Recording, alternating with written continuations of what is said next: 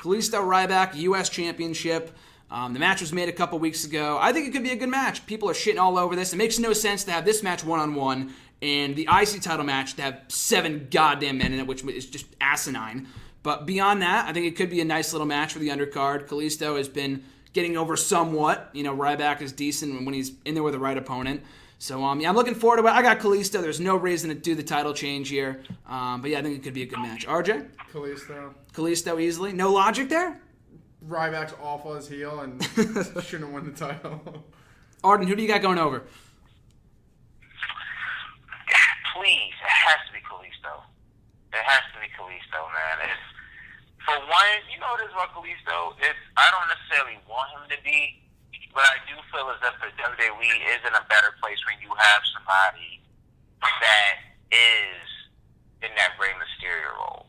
It may not make sense what I'm saying. It's like, I don't want him to necessarily be Rey Mysterio, but the company was always pretty good when they had somebody that was similar to that was, much different than the bigger guys that they pushed, that was smaller, that was more exciting to watch. So I really like Kalisto. And plus, the guy's already proven that he can work.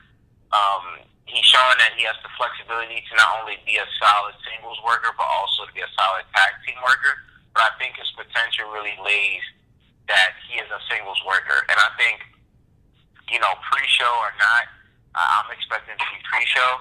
I feel like if there's any match out of the 4 in a pre-show that needs a lot of time, it should be this one. Like, I personally, for these two, to really give them a shot, I will give them 15 minutes. I will give them about 15 minutes to go out there and to kill it. I don't see any reason why not. Like I said, it's a 2-hour pre-show. So, I think, like I said, I feel like the feud isn't really, it's kind of non-existent. They really haven't been given much TV time at all. But I feel like if you give them the time to go out there and have a really good match, they had a pretty good match on SmackDown a couple months ago in the title tournament. So, I feel like, you're right. Yeah, if they give them like 15 minutes, it could be a really, really good match. But Mike, what's your prediction? Ryback or Kalisto for the U.S. title? It's interesting that Arden said that because I totally agree that if you give them time, they do have a chance to steal the show. But I'll tell you right now, mark my words, I'll bet whatever.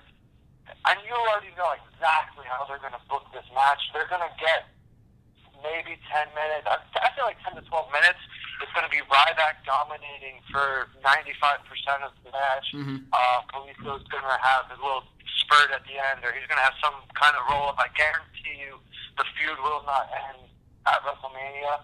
I bet this could be something that they're going to drag out through Extreme Rules, maybe even all the way to Battleground Money in the Bank.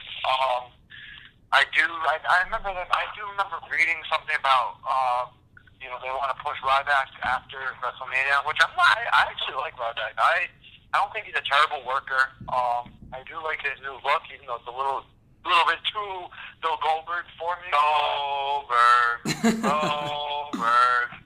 But, like I said, you know exactly how they're going to book the match. Kalisto's going to get absolutely dominated, thrown all around the ring, and then he's going to win at the last second. I have Kalisto going over, but not the end of the feud. And I wouldn't mind seeing Ryback in 2-3 months with the U.S. title. I agree. I'm a fan of the big guy, too. I'm also in the minority that likes Ryback. I feel like down the line, if they keep on pushing him the way they are, he needs a more clearly defined character, because right now, at the SmackDown that we went to, he was pretty much cheered by the audience by and large. People were chanting, "Feed me more." Like, there's not really a reason to boo Ryback yet. He's beating up Sin Cara, but that's about it. He's not really doing much to get booed by the audience. So if they can kind of clear that up, it's not really the right time to put the title on him, but Kalisto needs a win. What else I wanted to say, too, not to cut anybody off, sorry, it was just thinking about this match. It relates for me back to John Cena, because during the interview, Michael K was talking to Cena, and, of course, over the interview, bringing up some of Cena's accomplishments, along with the fact that Cena's a 15-time champion. And when he was talking to Cena, basically asking him, would you want to break Flair's, 16-time mark, or at least tie it? It was interesting how Cena answered it, because Cena was, I guess if I had to choose a word, he was very conflicted. It was kind of like it's right and stuff, yeah, I'll do it, but at the same time, I'm also of the belief of, it should be the way it is. Like, Flair should have it. And also, it also seems as if he still has his eye on the U.S. title. Because the way he spoke about it, he really had a lot of fun going after that belt, having the belt, put on great matches, restoring pride in the belt. Because he kept... Honestly, that was one of the high, I don't mean to cut you off, but that was one of the high points of 2015 for me. Agreed, the U.S. yeah. Open Challenge was awesome. Mm-hmm. And what was it? He was saying how he was talking about the WWE title, but he was talking about like there's too much politics and this, that, and the third. But I was just saying that because it's very interesting to hear that from Cena, because Cena's definitely going to be back. And with the way he was talking about his shoulder injury, it definitely sounds as if it's a any day now type of situation. But it's the doctors holding him back, because we all know Cena when it comes to his rehab. The guy is freaking nuts. Yeah. So it's that, him really focusing on the belt.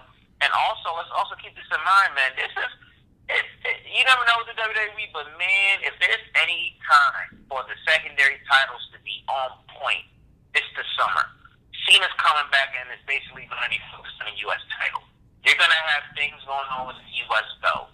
You know, you're going to have things going on with the Intercontinental belt. And most importantly, my guy, Cesaro, comes back reportedly next month.